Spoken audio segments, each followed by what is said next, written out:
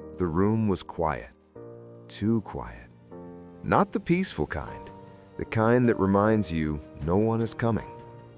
A boy sat on the edge of a broken chair, staring at a wall that had heard more of his dreams than any person ever had. His name was Ethan. No one knew him, no one noticed him, and honestly, no one cared. At school, he was just that kid, the one teachers forgot to call on, the one classmates never chose, the one who walked into a room and somehow disappeared. Even when he spoke, it felt like his words never landed, like they just dissolved in the air. At home, it wasn't much different. Bills stacked higher than hope. Dinner was sometimes just silence with a side of worry.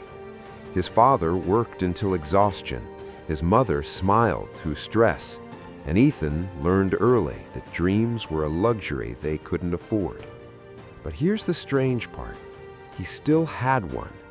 Late at night, when the world finally stopped asking things from him, he would sit by the window with a cheap notebook and write ideas, plans, visions of a life that felt impossible. Not for attention, not for applause, but because something inside him refused to stay quiet.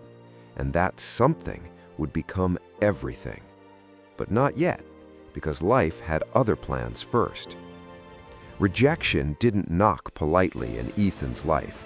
It kicked the door down again and again. He tried joining a local sports team. They said he wasn't strong enough. He applied for a small part-time job. They said he wasn't experienced enough. He shared one of his ideas with a group of classmates. They laughed, not loudly, but enough. That kind of laughter, the quiet kind, the kind that sticks with you.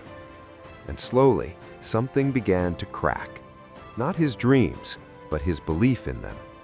There were nights he stared at that same wall, but this time, the notebook stayed closed. What's the point? The question echoed louder than any insult he'd ever heard. And for a moment, just a moment, he almost gave up. But then, something small happened, so small most people would miss it. One evening, his father came home later than usual, tired, shoulders heavy, eyes dim. Ethan watched him sit down, not saying a word, just breathing, like even that was effort. And then his father said something, almost to himself. "I just hope one day this all means something." That was it. No speech, no lesson, just a quiet sentence filled with weight. And for some reason, it hit Ethan harder than every rejection combined, because for the first time, he realized something. Maybe it wasn't about proving the world wrong. Maybe it was about making the struggle mean something. That night, the notebook opened again, but this time it was different. No more waiting for the right moment, no more hoping someone would believe in him first.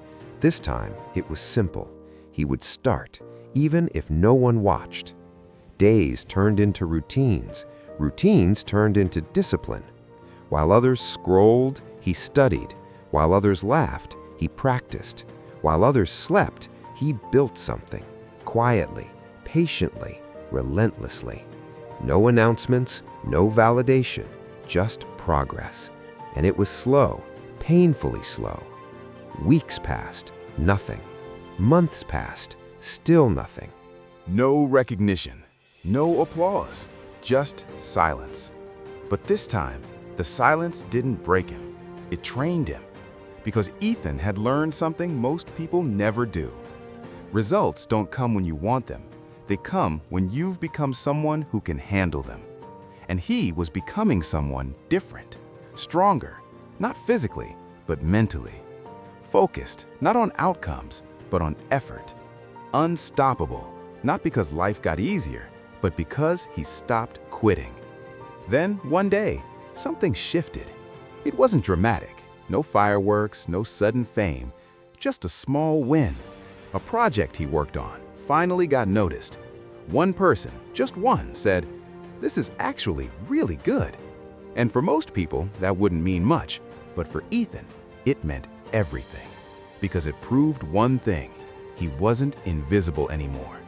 And that's when it started. One opportunity led to another. One connection led to a bigger one. The same people who once ignored him started asking questions. How did you do it? When did you get so good? Why didn't we notice you before? And the truth was, he didn't suddenly become better. He just kept going when it didn't make sense to. Years passed. The boy who once sat alone now stood in rooms full of people listening to him. The same voice that once felt unheard now carried weight. The same dreams that once lived in a cheap notebook now lived in reality. And yet, if you looked closely, he was still that same boy, still quiet, still focused, but no longer invisible. Because consistency has a strange power. It turns the ignored into the undeniable. And here's the part most people don't see. It wasn't talent. It wasn't luck. It was all those nights when quitting felt easier, but he didn't. All those days when no one noticed, but he showed up anyway. All those moments when he doubted himself, but kept moving forward. That's what made him unstoppable. Not success, but persistence. So, if you feel unseen right now, if it feels like no one is watching, no one cares, good, because that's where it begins. Not in the spotlight, but in the silence. Not when everyone believes in you, but when you decide to believe in yourself anyway. Ethan's story isn't special because he succeeded. It's special because he didn't stop when he had every reason to. And maybe, just maybe, that's your story too. So keep going, even when it's quiet, even when it's hard, even when it feels pointless. Because one day, the world won't be able to ignore you anymore. And when that day comes, it won't be because you were lucky, it will be because you were relentless. And if this story reminded you of something inside you, something you almost forgot, then stay close. Because stories like this, they don't just inspire, they wake something up. So subscribe and let's keep that fire alive together.